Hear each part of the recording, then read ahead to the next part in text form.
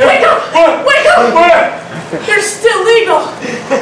Fireworks? Fireworks are still legal in Rhode Island. Oh my God! They're still legal! These 4 years have been like a dream. But we wake up today and they're still legal. They're still here. They're still here for us. Honey, ever since Benjamin Franklin invented the firework on that lightning-y night with that pipe and that key, he wanted them to be legal till this day. He wanted them to go only 12 feet off the ground and to be sold in Stop and Shops for us to buy clean out after the 4th of July. And he wanted us to fire them off in our neighborhood all the time. All the time.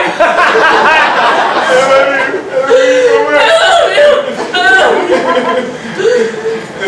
Maybe we can buy enough to fire them off every weekend. No, weeknights too.